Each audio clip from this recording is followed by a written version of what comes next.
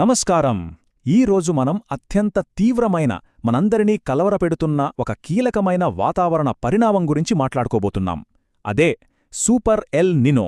ఇది వాతావరణంలో వచ్చే కేవలం ఒక చిన్న మార్పు మాత్రమే కాదు సుమా, మన వ్యవసాయం, మన ఆర్థిక వ్యవస్థ మీద నేరుగా దెబ్బకొట్టే అతిపెద్ద ముప్పు. అసలు ఈ సూపర్ ఎల్ నినో అంటే ఏంటి? దీనివల్ల రాబోయే ప్రమాదం ఎంత తీవ్రంగా ఉండబోతోంది అనేది మనం ఇప్పుడు చాలా వివరంగా తెలుసుకుందాం. ఓకే, ఇంకెందుకు ఆలస్యం, డైరెక్ట్గా టాపిక్లోకి వెళ్ళిపోదాం. 35%. వినడానికే కొంచెం ఆందోళనగా ఉంది కదూ? అవును, మామూలుగా మన వాతావరణ చరిత్రలో చూసుకుంటే వర్షపాతం లోటు ఏర్పడే అవకాశం కేవలం 16% మాత్రమే ఉంటుంది.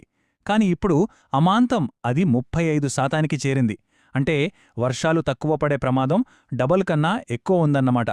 అసలు ఈ పరిస్థితి ఎందుకొచ్చింది అంటారు? ఈ మొత్తం పరిస్థితిని అర్థం చేసుకోవడానికి మనం ప్రధానంగా 5 అంశాలను చర్చించబోతున్నాం.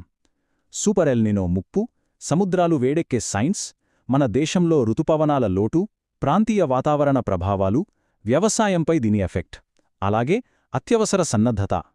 మొదటి విభాగం, సూపర్ ఎల్ నినో ముప్పు. ఇది ఎప్పుడో భవిష్యత్తులో వచ్చే ముప్పు కాదు, కళ్ల ముందున్న వాస్తవం. ఇక్కడ టైమింగ్ అనేది చాలా ముఖ్యం. కేవలం 10 రోజులు. అవును, ఇంకో 10 రోజుల్లో మన దేశంలోకి నైరుతి ఋతుపవనాలు రాబోతున్నాయి. మన రైతులకి, వ్యవసాయానికి ఇవే ప్రాణాధారం కదా. సరిగ్గా ఈ టైంలోనే వాతావరణంలో ఇలాంటి ఒక పెద్ద మార్పు రావడమనేది నిజంగా పెద్ద డేంజర్ బెల్ అనే చెప్పాలి. ఋతుపవనాలు వచ్చే సమయంలో ఈ ఎల్ నినో ఎఫెక్ట్ పడితే పరిస్థితి చాలా సీరియస్గా ఉంటుంది. రెండవది, సముద్రాలు వేడెక్కే సైన్స్. అసలీ ముప్పు వెనకున్న కారణాలేంటో ఇప్పుడు చూద్దాం. ఈసారి రాబోతున్నది మామూలు ఎల్ నినో కాదు. దీని వాతావరణ శాస్త్రవేత్తలు సూపర్ ఎల్ నినో అంటున్నారు.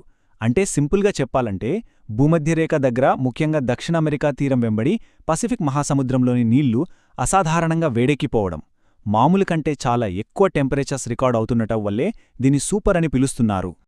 ఇది ఒక పెద్ద చైన్ రియాక్షన్ లాంటిది.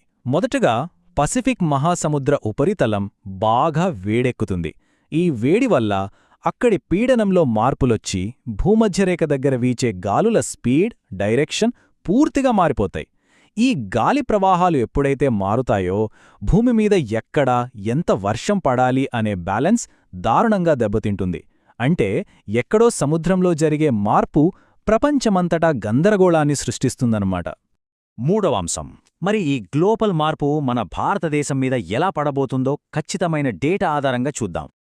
ప్రఖ్యాత వాతావరణ నిపుణులు డాక్టర్ మాధవన్ నాయర్ గారిస్తున్న ఈ వార్నింగ్ మనం చాలా సీరియస్గా తీసుకోవాలి.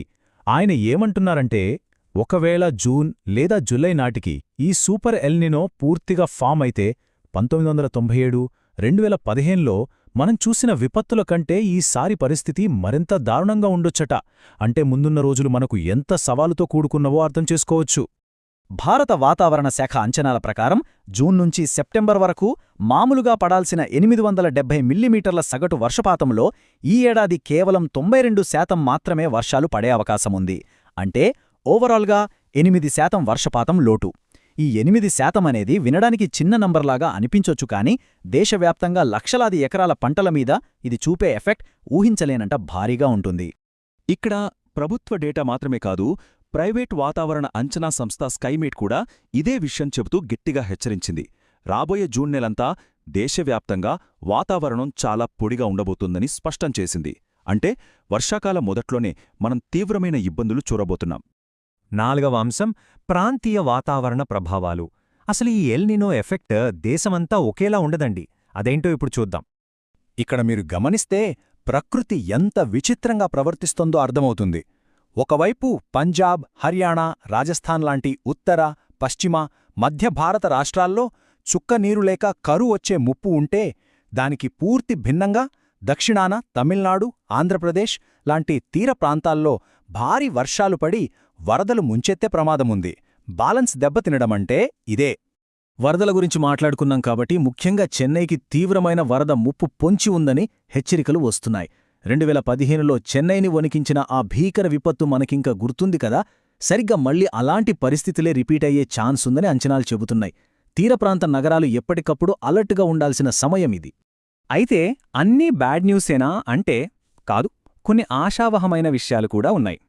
వాతావరణ నిపుణుల అంచనా ప్రకారం తెలంగాణలోని కొన్ని ప్రాంతాలు, లద్దాఖ్, అలాగే నార్తీస్టులోని కొన్ని భాగాల్లో మాత్రం పరిస్థితులు కాస్త నార్మల్గా ఉండి ఆశించిన మేరకే వర్షాలు కురిసే అవకాశముంది. ఈ ప్రాంతాలకు మాత్రం ఇది నిజంగా రిలీఫ్ ఇచ్చే విషయం.